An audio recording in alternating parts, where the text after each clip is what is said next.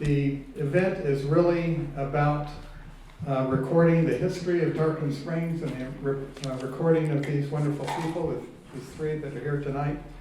You all are able to witness that and view that, but quite honestly, the real mission here is that we have this is being taped, it's videoed, and being recorded, so it'll be here forever. So, it's Tarpon Springs history. Doesn't help me a bit. So yeah, so that's going to be wonderful.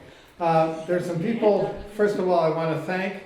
I have some little cheat sheets here. First of all, one of our sponsors is St. Pete College, and I want to thank Dr. Rod Davis. He's back in the cheat sheet.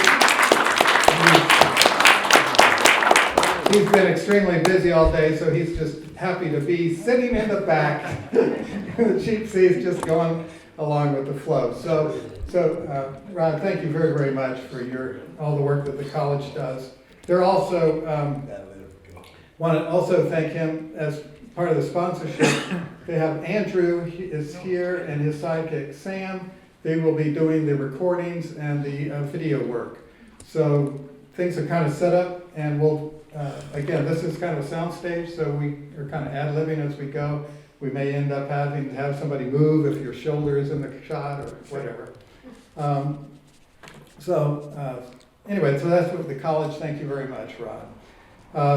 The other team is that we have Carrie with the library and the Friends of the Library, and we thank them so much for helping to make this room work. We were at the Heritage Center last time, and there was a little bit of sound issues, and so that made this room seem to make a lot of sense for doing what we're doing. And so, Carrie, I thank you and the Friends and for the food and things that go along with that.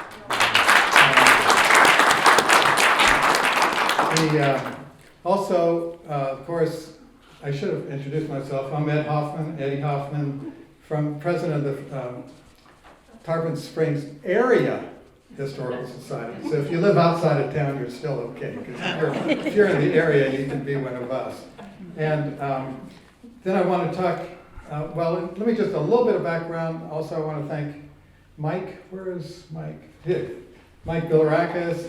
When we were talking about this originally, we talked about it quite at length, but Mike made the connection with Rod from the Historical Society, and that helped make this thing, make it really happen. It's something I'd wanted to do for a long time, but Mike's the one that gave us a little kick in the rear and helped make it happen. So these events that we're trying to do quarterly, if we can, we'll see how that goes. So anyway, let's see, what else is on my list? Of course, we have events that we get to promote.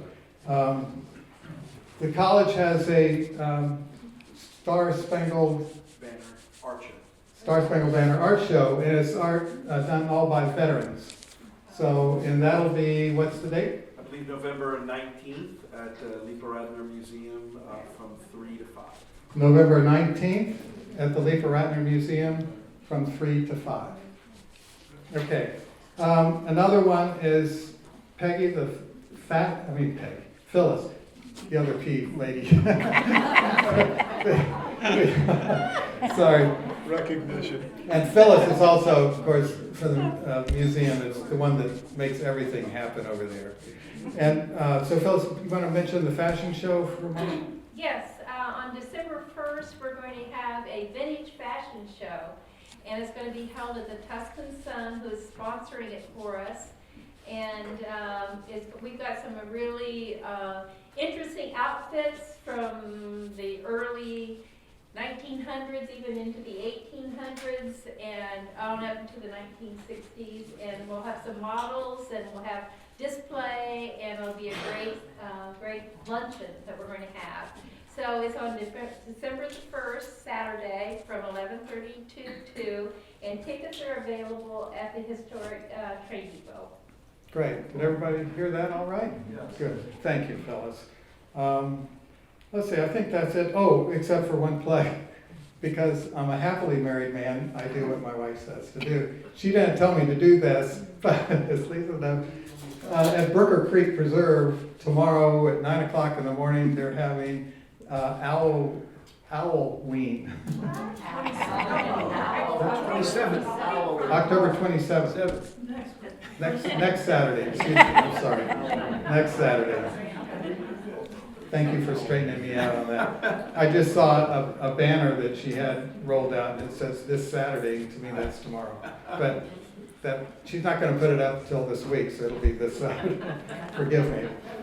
So there's that shameless plug. Then I want to thank, most importantly, our 3 contestants. You saw me reviewing the rules of the game. It's kind of like a wrestling match, right? The three ring wrestling match, where you have to tell them all the rules and everything, which is very simple. They're going to first just talk, each one's going to talk a little bit about themselves and their background and their family history and some fun stories that is their relationship to Tarpon Springs. And then they will be talking, having a somewhat of a conversation that we'll all get to listen in on. So with that, we have Annie Dibs here. Deb. Thank you. And then front and center is Peggy. Go ahead,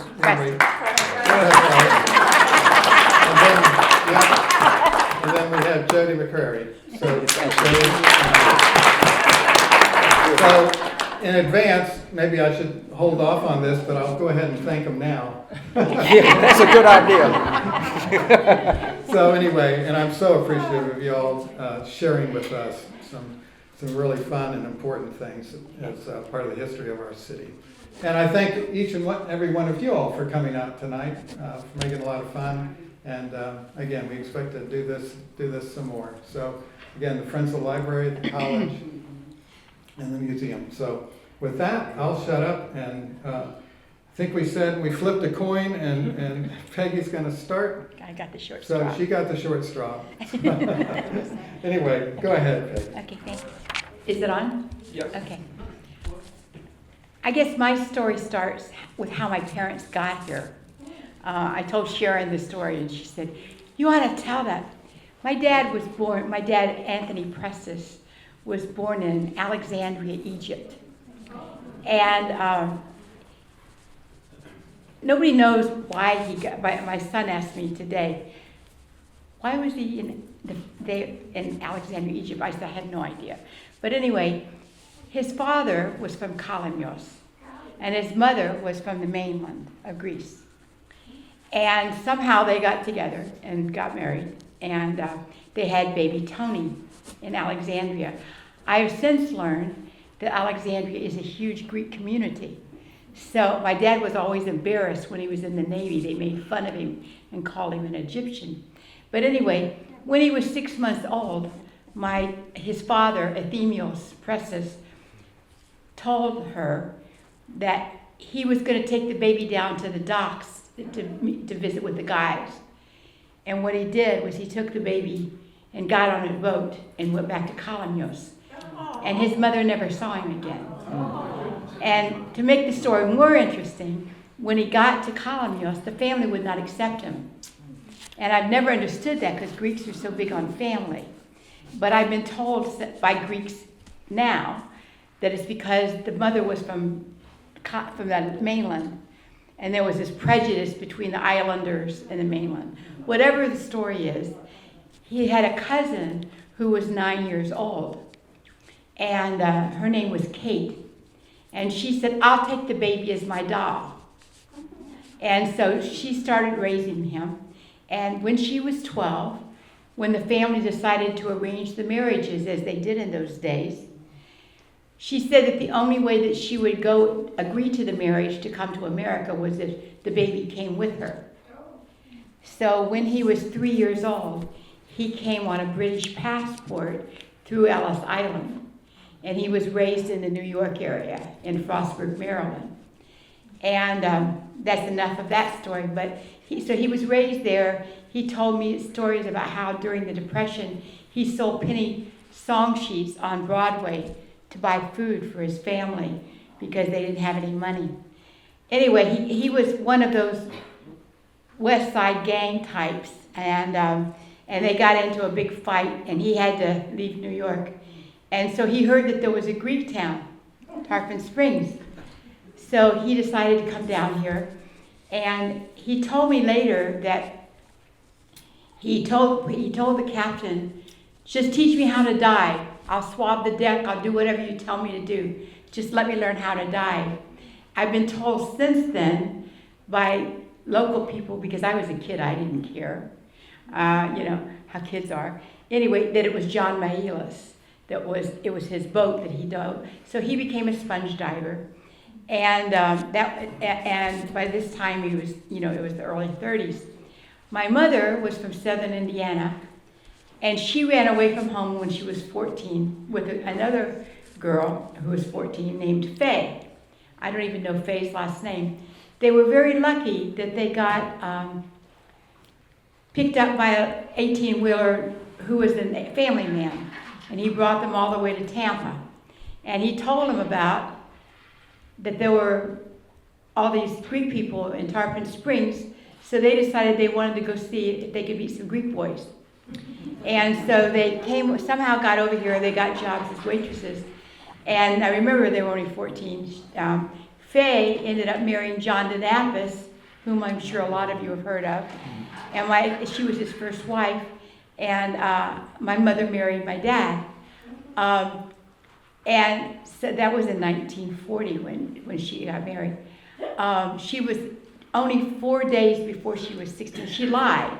And I've seen the marriage certificate. She lied on the marriage certificate too, and told everybody she was 21. And she was 16. She was 4 days before she was 16. And so, you know, the boats were out for weeks at a time, and Mom was very lonely. So she'd wander all over town, and the way she learned to cook was because she smelled the Greek food coming out of the houses, and she'd go up to the doors, and they would invite her in, and they would give her food, and they would teach her how to cook. And so that was kind of how it started. Later on, I was actually born on Lime Street, right behind George's breakfast station. The actual house I've looked for it, it's not there anymore. The one next door is. But anyway, during World War II, Phyllis sent me an article last year. My dad was the first deep sea diver to volunteer to be in the Navy, to go be a deep sea diver down in the Philippines. So while he was in World War II in the Philippines, we stayed over what was then Register's grocery store downtown, which was over where the Chamber of Commerce was on Tarpon Avenue. And so Tony and I were basically little urban rats. The two stories I was going to tell you is right across the street from us was the theater. And Tony was always escaping. He's one of these kids you read about that they're always escaping out the doors. Well, trust me, after having a brother like Tony, it can happen to anybody. Mom had all these locks. She had all these things. And he would climb up. He would put things on it, and he would climb up. And then he would escape. And what he would do is wait until a family came along. Sometimes he was naked. Sometimes he had clothes on. It depended on his mood. And so Mom would call the police, and the police finally learned to go and look in the front row of the theater. And Tony would be sitting there, 2 years old, watching the movie. So another time, we decided that we wanted to be Superman and Wonder Woman. So we put towels around our neck and something around our wrist, and we climbed up on top of the roofs, and we pretended that we were going to fly off. And the people were down. I remember the people saying, "Don't jump, don't jump," and we'd say, "We're gonna fly, we're gonna fly," and we had we had our butts whipped then.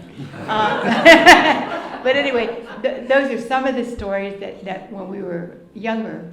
The things I remember the most, and we can talk about these later, is that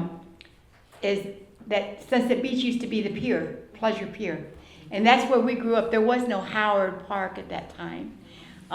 In fact, my dad was one of the people that helped get the Howard Park together, because he had, after the sponge industry stopped, he went to work for O. Sanford Jasper, down at Clark County, and he learned how to read the county records and everything, and then he got in the real estate business.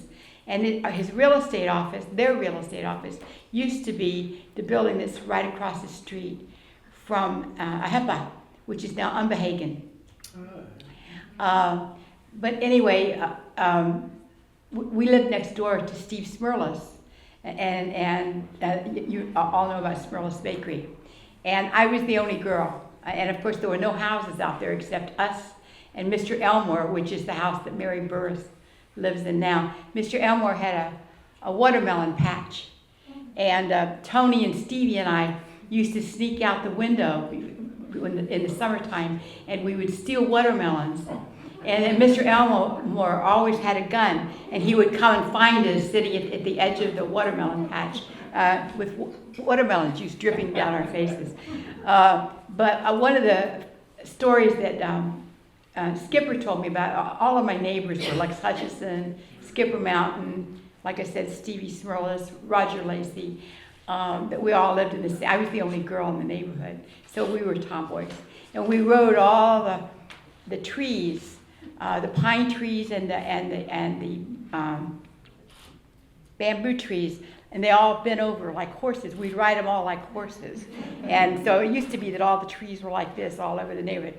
But Skipper told me last year, while he was still alive, that Tony and Stevie, he said, you never knew how mean they were. He said, they used to chase me and beat me up. So one time what he did was, and I remember where I lived was right near Hidden Lake, which is now all has houses and everything. So anyway, Skipper was telling me how Tony and Stevie, he dug out an area and that all the way down to the water line, and then he covered it up with leaves. And when Stevie and Tony started chasing him, he ran that way, and then just as he got there, he jumped over it, and they fell in the hole. And I told Carol Mountain that story. She said, he told me that story too. So anyway, we had a very colorful youth. But anyway, that'll give you a head start as to some of the things I remember. And like I said, the thing I remember the most is that we used to go scalloping. It used to be a family thing, that we would all go out scalloping next to the pier. I don't know if it's still like that, but in those days, when it's low tide, it would only be about 6 inches high. And so the whole family would go out there, and we'd pull a bucket behind us, and we'd clean them as we went. And then we'd take them home, and we'd just catch enough for dinner. If we did get too many, we would take them down to the park, which now is the parking lot, where the old men used to play checkers and chess, and we would give them to the old men. And they would sit there and eat a raw right in front of us. Yeah. And like I said, then in the 60s, they decided that they were going to create Fred Howard Park. And by that time, they worked on that. And they also worked on building the new church. That was back, I think, before I was born or when I was a baby. Annie? Mm-hmm. Oh, you ready? Okay.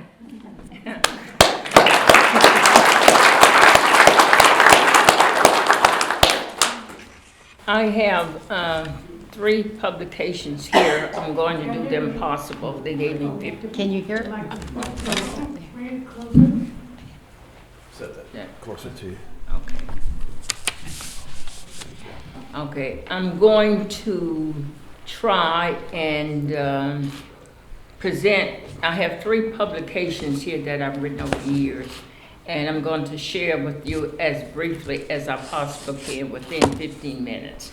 Okay, the first is, and I think we have it on file at the McNeil family. That's my family. My father came to Tarpon Springs from Coates, North Carolina, and that is about 30 miles north of Fayetteville. My mother came from Dade City in 1927, so they say, and they were married in 1930. So to that union, 9 children were born. I am the 4th of 9.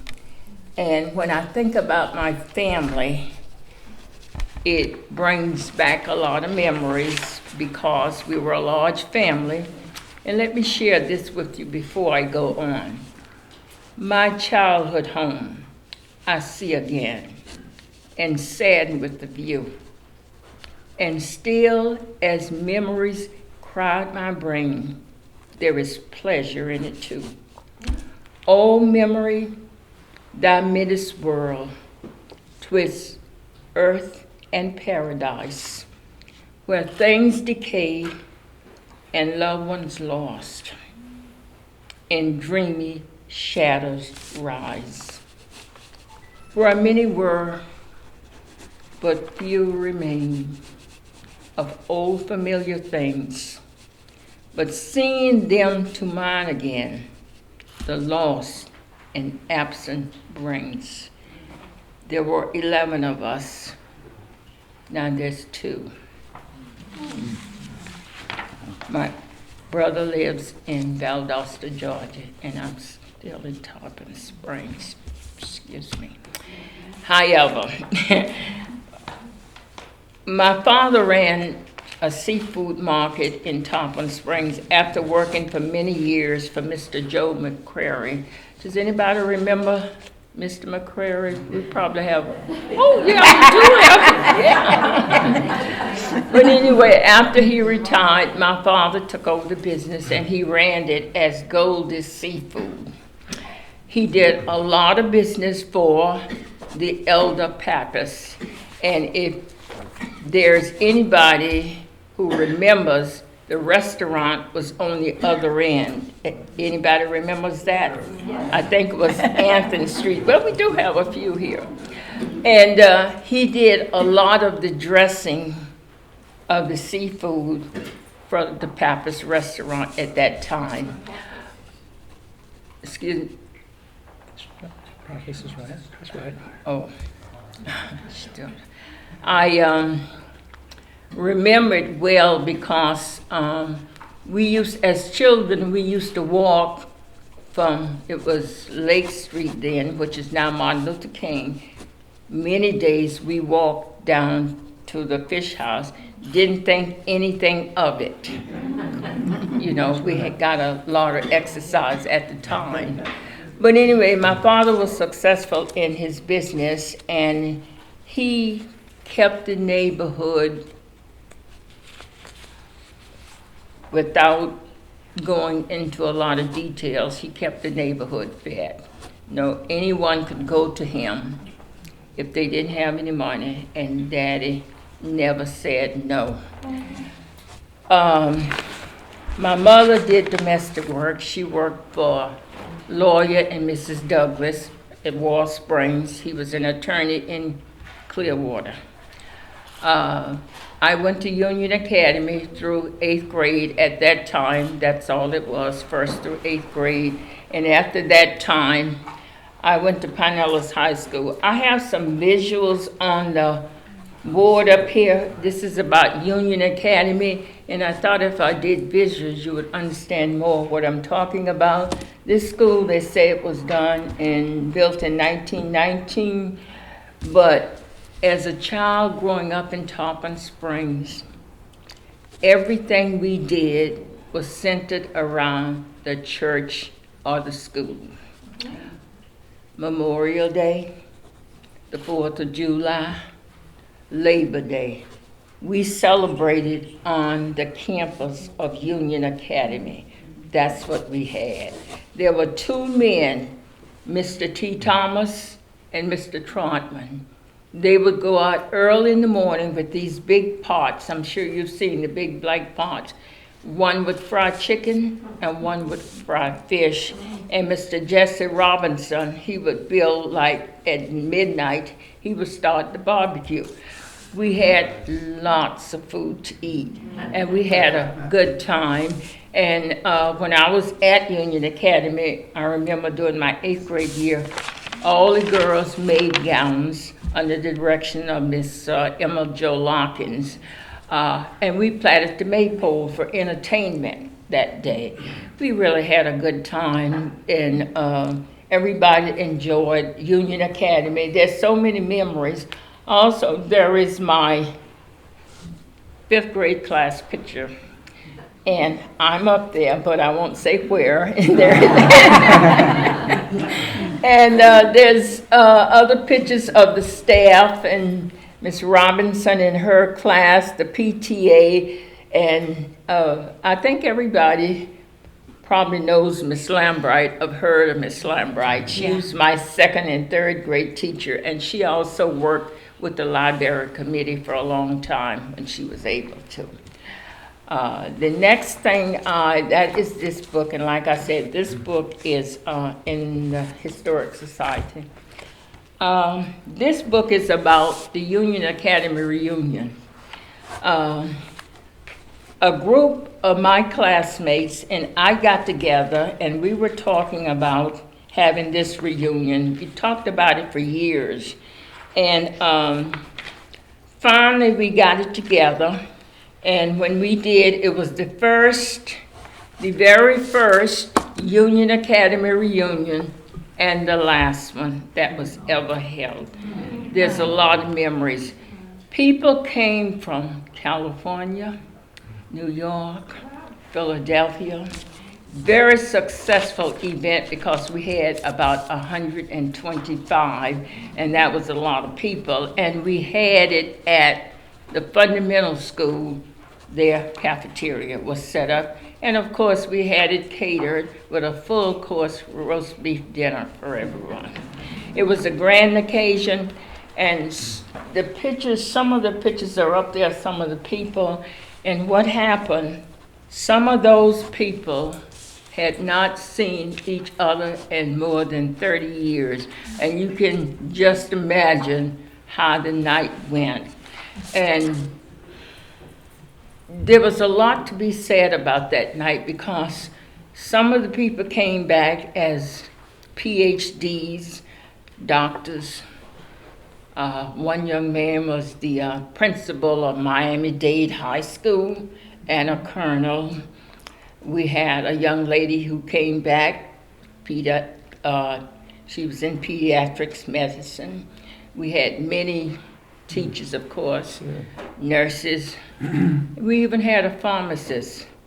His pharmacy was over in Tampa, Calvin Brown. We went over there many times. So I said that to say this, no matter what the circumstances were, if you work hard enough, you can achieve. And there was much to be achieved with the students from Union Academy. The next thing I want to talk about is this book I did, another group of my classmates and some other classmates. This book, we published this because we formed a group called the Union Academy Neighborhood Development Cooperation. One of the things we did every year was to sponsor a seniors honor dinner. And this is the picture of all those people that were at the dinner that time. And there was many more that's not pictured. And I'm glad we had that dinner because most of those people have gone to their rewards. And they really did enjoy being honored for their work. And they had a great time. And I keep those pictures as a reminder because we don't know the day of the time, but we do the best we can to honor those we can while we can. The the 4th book, this is a 1960 edition. It's called Union Tidings. And there's many pictures in here of students who went to Union Academy, some of the teachers. It does my heart good sometimes just to sit and go over this. I probably have gone over it 100 times, but every time I look at it, I see something different. And to look at all these people and to say, gee, how they've taken different turns in life, have different careers, goals that they met. It's really uplifting to know that people could work so hard to get something that they desire. The other thing I want to mention about Union Academy, when I was in school, every morning we went into the chapel, we had prayer, and then the Pledge of Allegiance, and then the announcement was made, whatever. Then we went to our class. But we started today with prayer. So that's all I want to say, because I think we all know what happened after that. So, and then here is, I have a collage of different things in the neighborhood. There's so much to tell. I'm trying to bring out the highlights. And then this is one of the programs from the honor and tribute for the senior citizens luncheon that we had. And over here, the Neighborhood Development Corporation, we had a program for the young people, and I brought in a guest speaker because I work with the 6th Judicial Circuit, and the young man there, the speaker, was Judge Andrews. And he was delighted to come to talk to the boys and girls. They had a great time that day. And as you can see how many in that second picture shows the bulk of the crowd, but there was many more around. And the next thing, I'm delighted, and I thank God that I had the opportunity to do so much volunteer work. I've been a volunteer of this city since 1998. That's nice.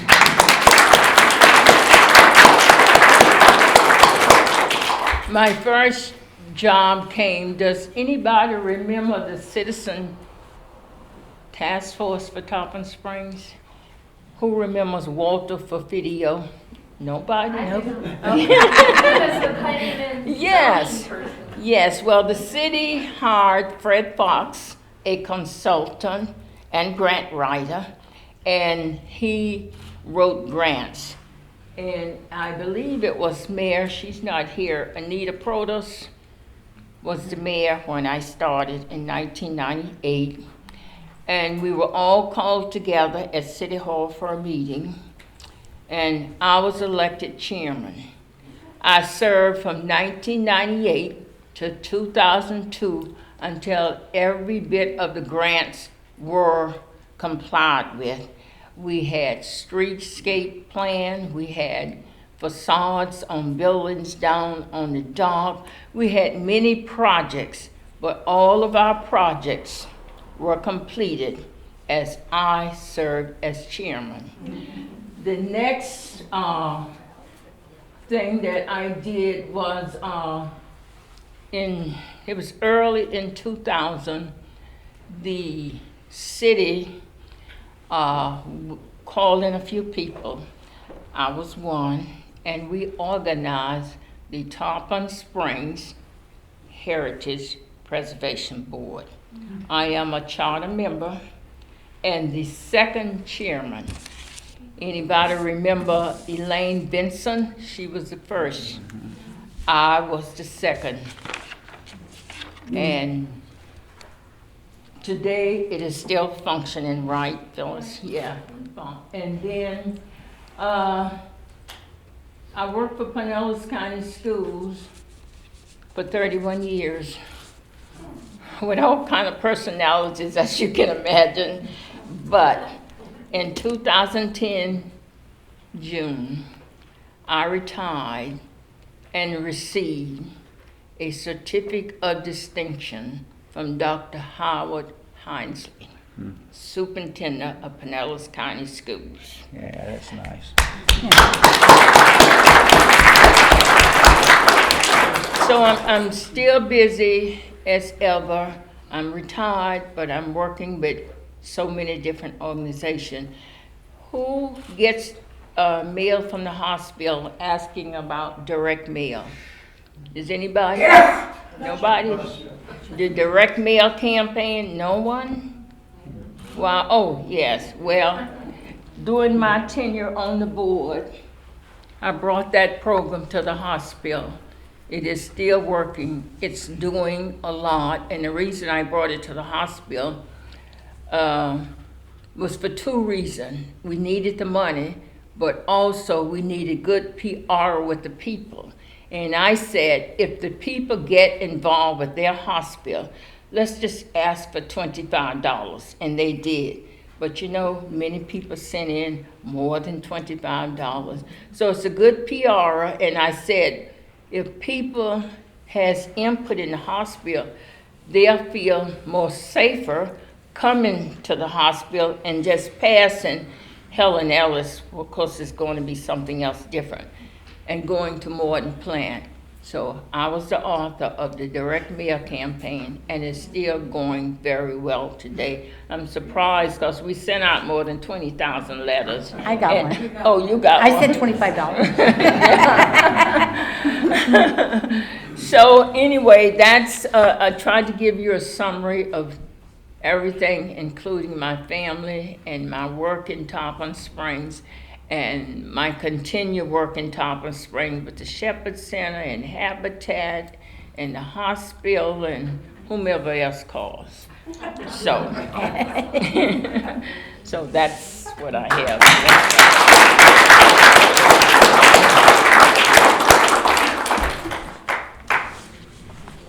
I don't think I can follow that. I actually made notes and left them home, which is my way of telling you that probably I'll repeat. My wife tells me when I repeat, you know, and she does too, by the way. We repeat. So if I tell you the same story, just act like I'm doing all right, and then that'll help me get through here. I actually had some notes I left at home, and maybe it's a good thing that I did. I was born, am I too close to it? Yes, please. Pull it closer. Whoa. Yeah, that's good. Okay. Jody, let me put this up like this. There you go. Oh, okay. Good, I hope. Now, I'm Jody McCrary, and I was born in a line of fishermen, and they were all serious fellas, and very serious about their work, and it started in Cedar Keys. As far back as I know. My great-grandfather and his wife lived on an island that's about 1.5 miles due west of Cedar Key. So if you ever go to Cedar Key, go stand on the dock, and you look due west, and that's where my granddaddy was born, and as were his 8 brothers and sisters, and 2 passed away, and were buried on that island.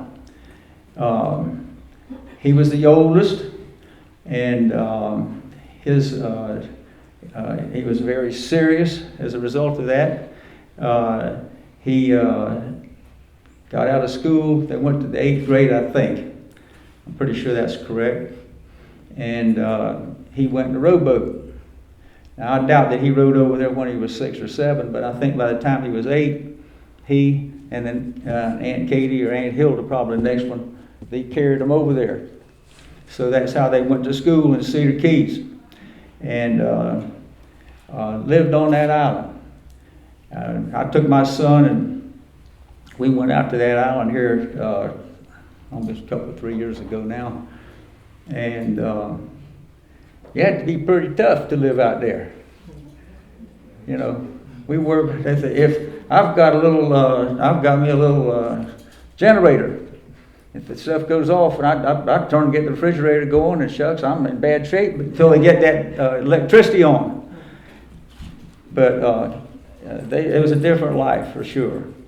And he was, like I say, raised there, and he went to school there. Went to Cedar Key School, and he at an early age became the pilot of a cargo boat, and true to form, I left all these papers at home. I just came up here with nothing, which I was going to have something to talk about. But in any case, he got him a pilot's license, and he was up to, I think it was a 30-ton vessel in his late teens. He was a skipper of a sailboat. They were called Sharpies. A Sharpie is a flat-bottom, great big mullet skiff. It's a big, long, flat-bottom boat. You can have they were probably about 40 foot, which is a big boat back then. And a 40-foot boat with a centerboard up could go in water about that deep. It's about that deep because it's a flat-bottom boat, see? And he was coming right down the hill, we called it, right down the coast, and was carrying stuff from Pensacola. It went up to Pensacola, came down Tarpon Springs. Couldn't go into Newport Richard, no place else. You couldn't get up, and the rocks are out there. RC knows. You had to go on up. You couldn't get in at Chesapeake. You could get to Cedar Keys, though, see? Go to Cedar Keys, Pensacola, and I think he went as far as Apalachicola. Anyway, he was traveling, and I've got his captain papers. I'm going to show them to you for doing that. And so, as time would have it, somewhere, it had to be 21, 22, somewhere in there, he pulled in the river. And back in those days, by the way, any of you that go in and out the river, besides me and RC, who else is in here, fishes and stuff? Raise your hand if you go up and down the river. Oh my gosh, okay, good. Don't get up and down that river. The river used to be on what we call the south bank. So if you've ever been on the river, you're going down the dredge part of the river, and all those islands along the way out are called spoil islands. They dredged them up and made the river on what we call the north side. That's the side that goes that it is on now. But in any case, he came up to the dock. He made it down to where the sponge docks were. Three people, 2 or 3 fellas came up. They had coat and tie on, and they said, "You're Mr. McCray, aren't you?" Yes. And he said, "We'd like to introduce him." So one was the mayor, the super, something other, and a commissioner, or somebody that was in charge of the government. He said, "We'd like you to consider coming to work here in Tarpon Springs." And he said, "Well, what kind of work would it be?" He said, "Well, you work for the city, and your title would be city superintendent. But your first job is going to be to go out to Lake Tarpon, Lake Butler we called it then, and you go out there, and we got a water tank built out there. We got a brick building. We've got machinery inside the building, but nobody knows how to run it. And so we'd like to hire you to be the city superintendent, but your first job is going to be just to live out there, stay out there, till you get that thing going." Well, if that had been the case, he'd have died out there because he never did get it going. They finally tore it down about 2 or 3 years ago. They finally tore the thing down. We used to go out there after the football games and have fun or something. We thought it was fun. But anyhow. It was what? And so anyway, my granddad said, "Well," he said, why are you asking me?" He said, "Well, you're the only fellow that comes in this river with a gasoline motor. Nobody else, everybody else was sailing in. It was a gasoline motor. And we got a gasoline motor out there. I assume it was gas. I don't think it was diesel back then, but it's a gas motor. And we can't get that thing running. We know you can get it running. And we'd like to hire you." And he said, "I'll have to, couldn't call home. You had to put a wire or something. They had to talk it over." And then he got back and he took the job. And so he came to Tarpon Springs and took that job out there. And it wasn't too long. I wish I knew my history better. I should. Probably somewhere at the house. He became the first city manager, as I understand. Now, I don't want that, but that's my understanding of it. And he was called a manager. And he did that. And my granddaddy was different from his brothers and sisters. And if there was any young people in here, you'd make a case for education. He had a little education, see? and he got ahead of the crowd. And so the next thing you know, he went to the superintendent, and he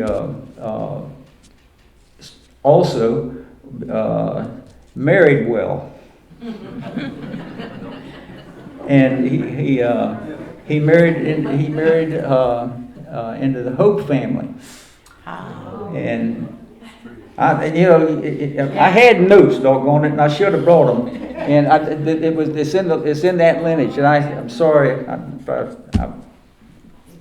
don't put that in the paper. If it's going to somebody's going to keep it. But that's. And in any case, she passed away 9 months after they were married. And then the reason, by the way, I think that, well, anyway, I won't go into that. Then best I not think, don't know the truth. But anyway, after she passed away, soon thereafter, he married Pearl Morningstar Swartzel. And so in this, there again, he was moving in pretty high cotton, see, and so he's a very I had the picture there, very very dapper fella. He always had a gold chain. He never had less than. This doesn't sound like much money now. Well, it does to me, but to him, he never had less than $500 cash in his pocket. Back in those days, $500 was lots of money, because he was paying shipping and buying fish and trading fish, and he just had it, and he had that, and I have it in my drawer upstairs by my bed. A .32 caliber pistol was always loaded in his right pocket. He has brother John was I don't know if he was the only policeman in town, but he's only one policeman in town, and he was the policeman, and. So in any case, he was in the real estate things. He had properties in various places, and including, by the way, Marcy knows about it. We had property on Clearwater Beach, and a 2-story house, and so forth, so on. And so Harry McCrary and Pearl Swartzel McCrary were a force. They were a force. Where whoever was around, including me, I will behave myself around them. My mother, she liked to have fun, if you put it that way. And when I came home from school, you could probably pick up a little bit on my character from where I'm talking. She said, and I don't use coarse language, she'd say, "What in the hell did you do today?" And I'd say, "Mom, you know me." I said, "I don't do nothing wrong, You sure do," she said. She'd get in. I got the lie detector. She'd take and my poor dad, he was a city man. My dad was the first. Father, I left out the Colonel. Colonel Sally, Dudley Sally's father, was the following city manager after my granddaddy.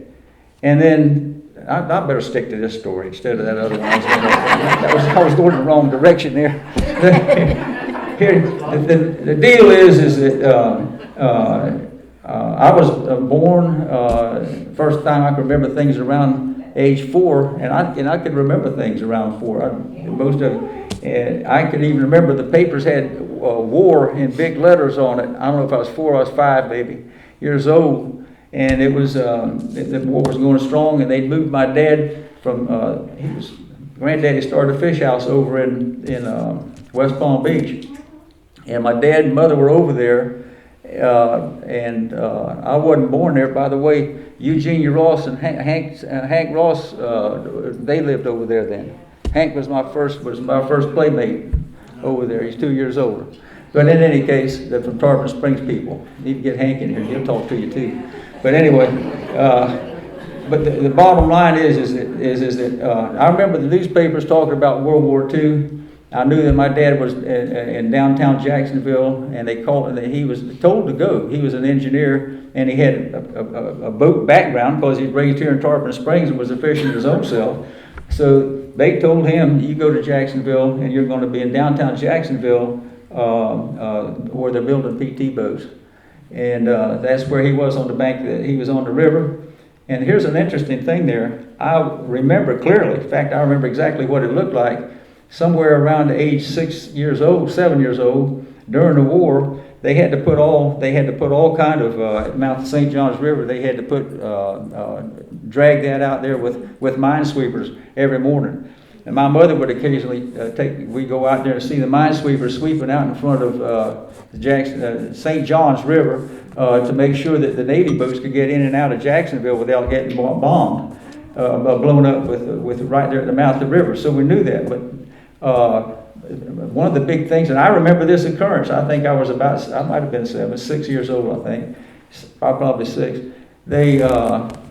Two Germans came ashore at Neptune Beach, and they very foolishly didn't completely bury their swimming gear. They came in, they had fins and they had on a suit, and they came up to the seawall there that was right down from where we lived. I mean, I'm talking about a football field away, and they hadn't dug the hole deep enough to bury the suits that they came ashore in, so it gave away that the German spies had come ashore and had apparently gotten on the same bus my daddy rode to work in Jacksonville every day. And they got hot on their trail, and they caught them 2 days later. And they had rented a building, had a building in downtown Jacksonville that looked from about the second or third story up. They could see the St. John's River and everything was going on. So they got caught. That's just one little. I mean, the things. I don't know how important that is to this discussion tonight. But in any case, it's just part of the history, the background of these people. So anyway, by then my granddad had retired as a city manager. And Dudley Sally, the Colonel Sally, which is a close friend of the family. They didn't know the Colonel as well. They knew Ernestine, which is Colonel Sally's wife, and because she lived down the river from where I live now, and used to babysit my daddy.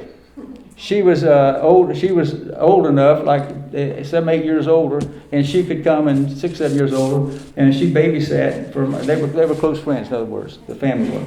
And so I'm assuming that it's that contact between the families. They knew and were friendly to each other. That Mr. Colonel Sally, he called up my dad in Jacksonville, and he said, "Joe, the war's over." He says, "If you want to come to Tarpon Springs, I can guarantee you that you can become the next city manager, and I'm fixing to quit." And so. Crazy how this stuff goes, doesn't it? I mean, you never know what's going on here. But in any case, my dad told I knew about it. I was 6 years old by then. My sister was 4, and we got in the car and packed up, moved to Elfers, Florida, which is the best thing in the world that ever happened to me. I just loved Elfers, love it to this day. And we moved to Elfers, Florida. And the problem with Elfers is there's an orange grove that you live there, and when your daddy works, you work. When he works, you work. That's the way that went, see? So that meant on the weekend that I was tied up, but I had one friend, and he lived 3/4 of a mile away. The next guy was a mile away, and I was still in good. And by the way, this fella, dirt poor. I don't mean poor, I mean poor. He lived in a house it was rough. And lived right down from him, and we were inseparable because we had to go. The two of us had to go a mile to go to another friend. So 90% of my time was spent with B.B. Ransom, and he after he flew helicopters for the service, he went and he flew the United States presidents around in an airplane. B.B. Ransom. You know why they picked him? He don't talk. You know why he don't talk? Because his buddy out-talked him. I was 6 and he was 8. He couldn't keep up. That's really the truth. That's the truth now. But in any case, so we lived at Elfers, and Colonel Sally had called up my dad, and he said, "Come down and take over." And so my dad became city manager. We stayed out there till I was in the 6th grade, and what I was going to become was what happened there with that B.B. Ransom and that family. And in any case, the city started complaining that the city manager ought to live in town. See, they ought to live in town. That's the way it went. And so my dad said, well, I said, they said, you can't even, here you're out of town, you're not making, city managers back then had to go to all the fires. See? My dad said, we could hear the fire truck. We could hear the fire, and you could. You could hear the fire alarm in 1946, 47, 48. You could hear the fire alarm because it was so daggone quiet. People that have just moved here don't understand, RC, they don't understand that there was no 19 and no buildings on 19. Right. There was nothing there. Right. There ain't nothing there. Right. I'm talking about woods. Now, you had to go down to Dirt Reed to get down to Trouble Creek. You wanted to come to Tarpon, you came all back with it. But anyway, that's what happened there. He came to Tarpon Springs and he became city manager. And they got things started kicking up, and I think it was in Korea and stuff. And so my dad got called again to go over work in Tampa Marine Company, and they're building minesweepers over there. I worked over there. Of course, you know, if you're a McQuarrie or a Goss, you like boats. You better like boats. Well, you don't like boats, you know, you'll learn to like boats, or else you'll do what you got to do anyway. You're going to be scraping boat bottoms and fixing boats. And in my case, working at the Grove too. But the bottom line is that Mr. Sally brought him over. He stayed a stint, and he went back over there. And Mr. Charlie, who came in next? Barnes. Who? Charlie Barnes. Charlie Barnes. Yeah, but Charlie Barnes came in after my daddy, I think. Because my daddy, yeah, he did. I think that my dad left the city. And Was it Tom Craig? Craig. Tom Craig? No, Tom Craig. No, Craig was his mayor. He was the mayor. Smith. Who? Joe Smith. Maybe. Hey, somebody right after when my dad left. I forget who came in there. Anyway, it was the bottom line is I was exposed to things. Then I just saw a face back there, reminded me of something. I was fixing to say, I was exposed to things political, and I decided, no, I didn't want to do that. That's the truth. I mean, I just heard all this. I mean, come on. Oh, you'll like this. By the way, on that political thing, I just happened to, what reminded me of that, I just saw Mike Villaragas. He and I rode to work for 5 or 6 years together to go down to work at Honeywell. So there's, I was going to say something we talked about, but I won't do it, Mike. He might get you in trouble. I don't know. Get me in trouble. That's who get in trouble. Yeah. But in any case, I was going to tell you something real important. What the heck was it? Oh, well, that's basically it. Anyway, my dad was always kind of, he was upset at me because I didn't know the streets in Tarpon Springs. You know why he knew all the streets? This is little things that people are just interested to know. You know how come my daddy knew all the streets in Tarpon Springs? Because Helen Henney, who had the leader, lived next door. And guess who was a paper boy? My daddy. Guess why he knew all the daggum roads? He delivered papers out to across the hospital hill and across over on this side over here, and and had to push the bike because of dirt roads. Anyway, hey, that's all. I could go on and on.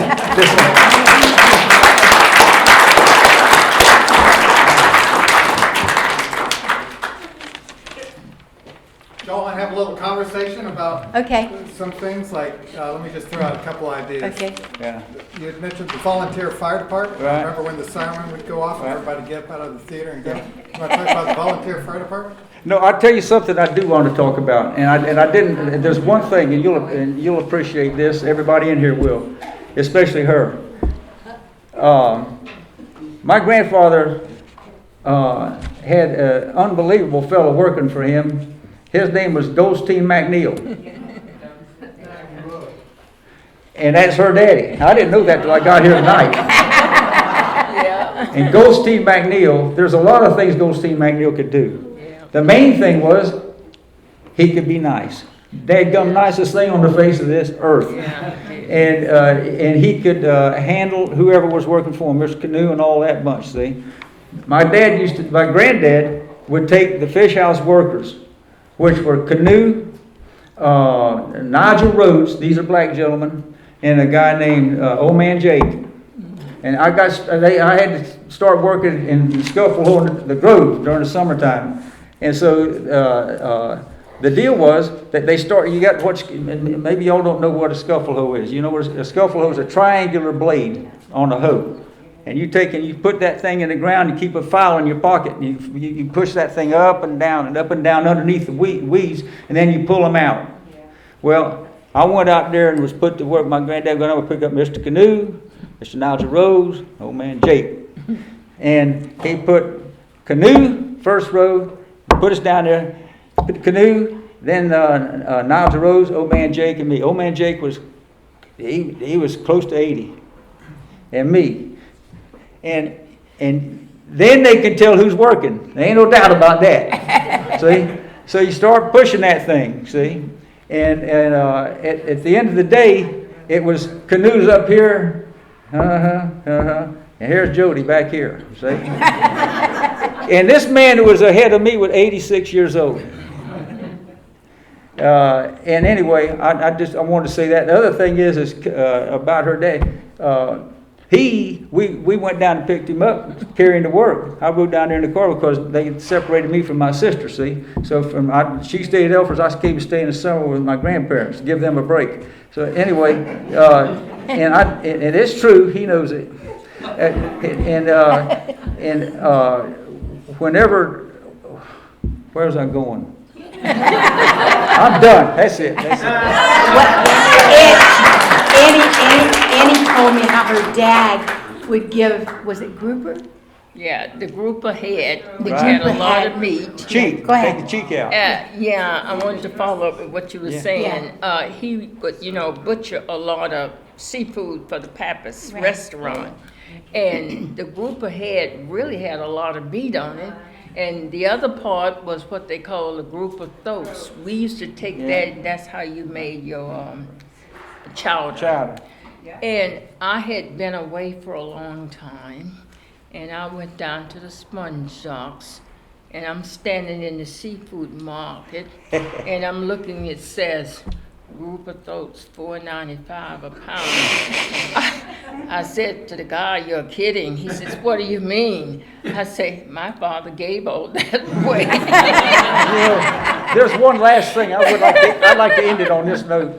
Her father, he was this wide here. He came right straight down, and he was put it this way. He was a strong human being, and I can tell you how you can know how strong he was. He could triple stack 200-pound barrels of fish, and the barrels of fish were this high. So then he'd take like this, and Ghosteen, he'd roll that one over. Then he'd grab another one up like this, and he'd put it up there. And for the third one, he'd have those two. So this barrel's here, and he's got to get that 200-pound barrel up there. He'd take that thing, he'd pull it up like that, and he'd get his knee under it, and he'd go whoop, and he'd push it up and set it up there. Yeah. That's what he did. He didn't. I don't know who. And the fishermen, let me tell you, fishermen are a proud bunch. They're tough and strong and everything else. They bowed down to Ghosteen McNeil. My father packed in those barrels Right. a lot of fish for people from New York and the north. And that's remember when the train used to come? That's right. And he would always have barrels and barrels. The people did that. really bought a lot of seafood here in Tarpon Springs. But it did take me a while to pay $4.95 a pound.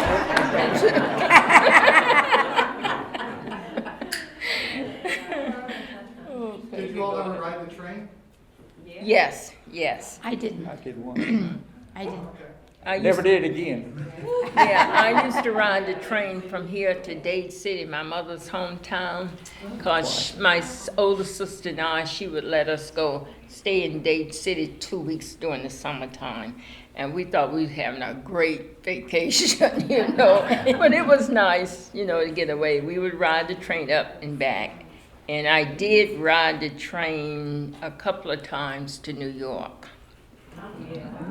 Well, and when I was a kid, well, Jody too, what is now the recreation center at Craig Park was called the Tourist Club. Yeah. And the town was so small that we didn't have cliques like they tell me they have today. We didn't. I mean, the rich kids and the poor kids, we all played together, pretty much. We didn't know. We didn't even know the difference. The only way you knew the difference was that the kids that had money, like Pinky Mac, Yeah. they would have their birthday parties at the yacht club, Right. and I had my Sweet 16 party at the tourist club. So it kind of depended. That's the only way you knew, because we really didn't know any difference, did we? No. And of course, in those days, the city hall was Tarpon Springs High School. Now Annie Yeah, didn't get to right. go to Tarpon Yeah. Springs High School because we were segregated, and so they went to Clearwater to Pinellas. Pinellas High School in Clearwater. Right, right. So they tell me that it was 2 years after us that the new high school, what they call the old high school now, the one out on Florida Avenue was built. Is that right? Yeah, I graduated from there in 1963. 1963. Yeah. But we went to high school in those days from the 7th through the 12th grade. There was no middle school. Oh. And, so it was, and then I went to church. Church was basically the basics of our lives, I think, all over Tarpon. What used to be the First Baptist Church right on the bayou, which is now being converted into a home by our friend the Beckles. But I was born and raised in that church. And then, I don't know, Mount Moriah was right on the corner across from, On Pine and yeah. Eagle, yeah. yeah, right across from Mama Maria's. Mhm, right, yeah. Mhm. So Yeah. there were a lot of different changes. Yeah, and we had to get up at 5 a.m. to get the bus to go to Clearwater High School. We weren't the first pickup. They picked up in Oldsmar first, came to Tarpon Springs, then to Dunedin, and on to Pinellas High School in Clearwater. So I'm not sure what time Oldsmar got up. Yeah. So, Here's a yeah. story that'll interest you. If you ever go on a boat, there's a lot of my stuff is about boats and stuff. When when my father first got out of college, he got a job with the Civil Service, and the Civil Service back then, a whole bunch of what they did was mosquito control, and so they determined that what needed to happen was they needed to go out there and ditch that island, and so. My dad, being the son of the head guy there, he got the job of taking the crew out there on a boat every morning, and they by hand back in those days with axes and so forth and so on. They ditched the what was considered to be water holding fresh water holding ponds in the island, so it run out and it couldn't get these mosquitoes that were purportedly to come into Tarpon Springs. That's another story. But the bottom line, that's what the job was. So the thing that was noticeable out there was, and for the people who go out there, to this day, you better watch it, it was full of rattlesnakes. I mean, it's full of rattlesnakes. And back in those days, they had a $1 bounty for every snake head you brought in. So if you killed 10 snakes, $10, see? Well, if my dad was taking about 7 or 8 guys out there, working, and one of them came up and said, "Mr. McCreary, would you mind, could I stay out on this island, camp out? I want to catch a bunch of snakes and make some money." And so Dad, like, "Yeah, you want to stay out here? Fine." So he stayed out there. He came back. He had 110 snakeheads. And so that's not the end of the story. So he took the snakeheads the next day down to courthouse down there in Clearwater, somewhere near wherever you take it down there. He took them down there, and he walked up there and he says, "I got some snakes." Whoa, my! They said, "Look at him." Of course, who wants that? I hate snakes, but anyway, he showed these snakes, and they said, "Wow!" They counted them out. Man, well, you sure have. And they wrote him out a check for $110. He said, "By the way," he said, "where'd you catch all them snakes?" And this old boy says, "Caught him out of Anclo Key." The guy took the check and he tore it in half. He said 90% of the islands in Pasco. That's it. I won't tell you any more stories.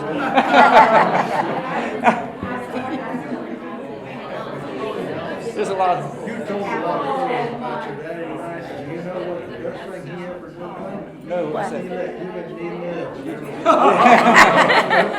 That's true. That's true. Bills paid. I wasn't gonna I tell don't them when know.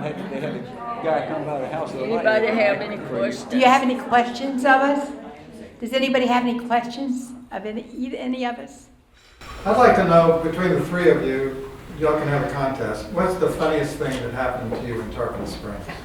The funniest thing. Brother. Not many, huh? What I think's funny might not be what you.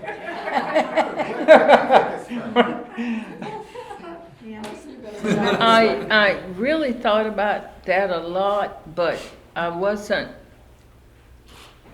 the kind of person to do funny things a lot. So I couldn't come up with anything that I thought was funny.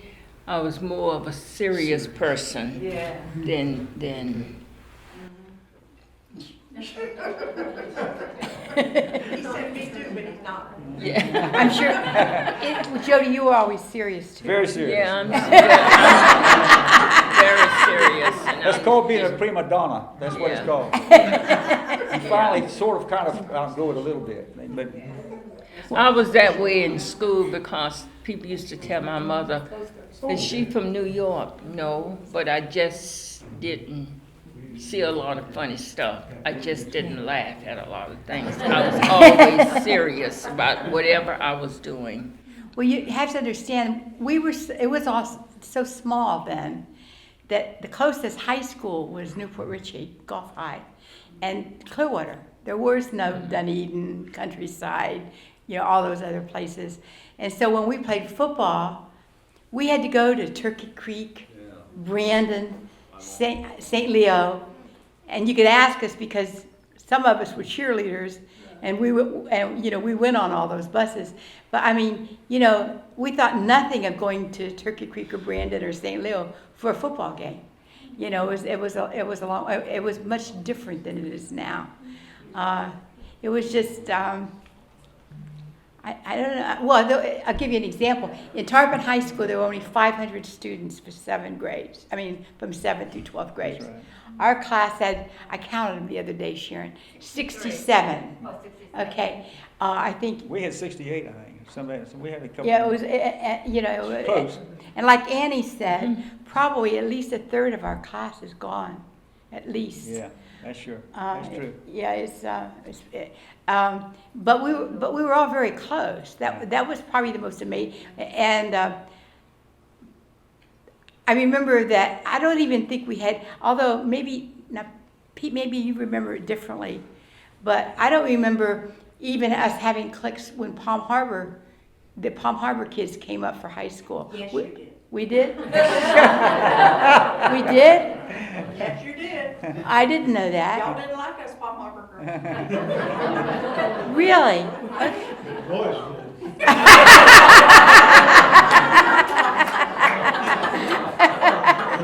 I did not realize that. Yeah, there Wow. was definitely cliques. It was a big issue when we wanted to put a sponger on the classrooms from the Palm Harbor people. Well, obviously, it just brought me to another point about liking the girls in Palm Harbor. Can you all remember your first kiss in Tarpon Springs? Well, it's kind of hard because we used to have spin the bottle parties when we were in 6th grade. But my first boyfriend was Jack Brand, and although we grew up together, and we were high school sweethearts from the time we were 14 till we graduated. And he lived where Tarpon Turtle is now, and it was Brand's fish camp. And of course, I lived by that time on the other side of Whitcomb Bayou, like I said, on Cleveland Place. And so our biggest thing was that we had no cars. And so we would walk home. He'd walk me all the way home, and then sometimes he'd walk me all the way around Whitcomb Bayou and then all the way back to Lake Tarpon. And, I guess the funniest thing that I remember was that we had, and I was going to talk about this, we had the telephones that were the party lines. And remember the party lines that everybody in your neighborhood was on the party? Well, Jack and I used to talk and do our homework from hours at a time. My dad was in real estate. He'd scream and holler at me. The family would yell. His family would yell. People would pick up the line and say, "Get those kids off the phone," you know. And I mean, but that was basically the thing. I mean, that was probably. I did a lot of awful things that people don't know about. It's probably better that we don't talk about that. Jack could really play a trumpet too. Oh yes, He could play a trumpet. yeah. In fact, his sister and I were talking about that the other day. That, or it was quite a time ago. He used to tell me how he would sit out on the front porch and play the trumpet until all the neighbors and everybody around the lake would get teed off. He'd play Cherry Pink and Apple Blossom White. But I guess that's the thing I remember the most is we didn't have cars. So as Annie said, we didn't think anything of walking. Walking, yeah. And we walked everywhere. I'm not even sure how I got to the Pleasure Pier all that time. The Pleasure Pier was probably the thing that, I mean, we spent our whole lives around the pier.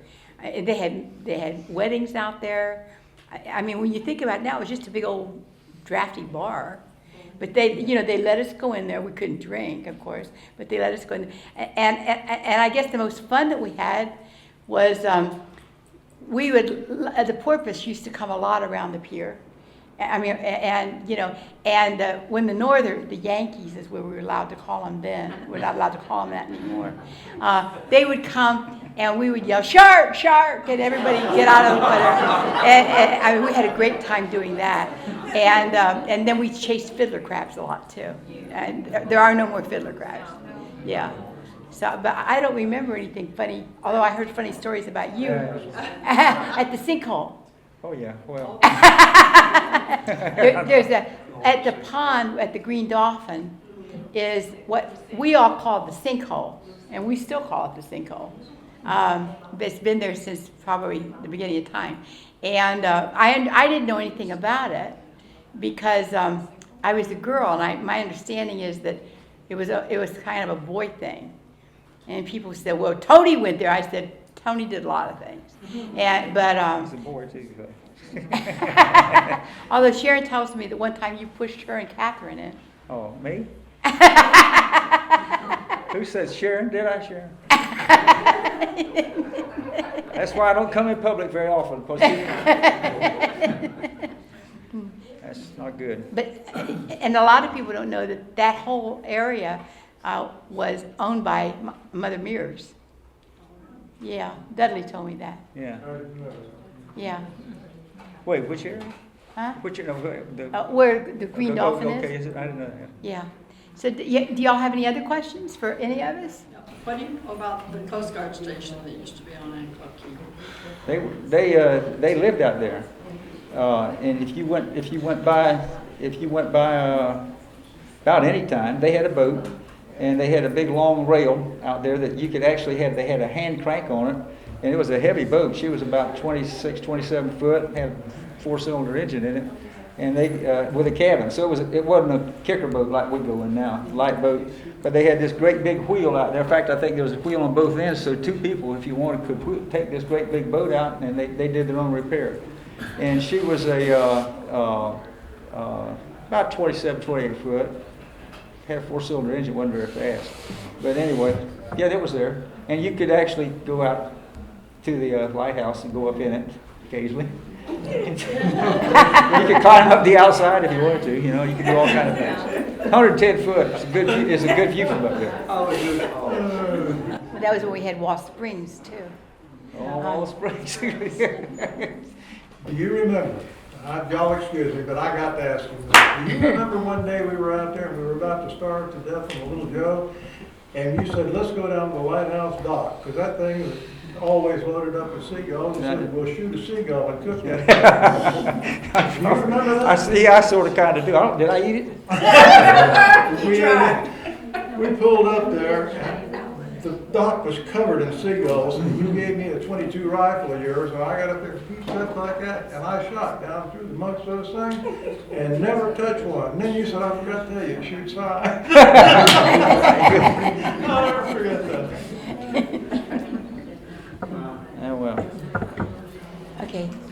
Don't go on forever.